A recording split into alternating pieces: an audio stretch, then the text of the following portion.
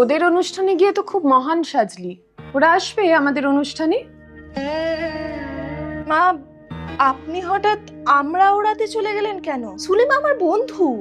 দেখো বৌমা, বয়সটা তো আমার কম হয়নি, আর এই বন্ধুত্বটা না একতরফা হয় না।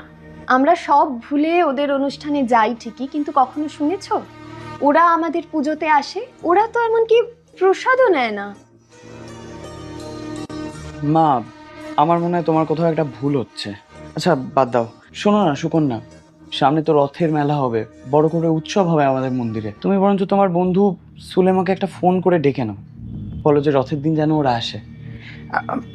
এনো। হ্যাঁ হ্যাঁ, হ্যালো সুলেমা বলছি, শোন না, যার জন্য ফোন করা, 29 তারিখ রথযাত্রা আমাদের মন্দিরে।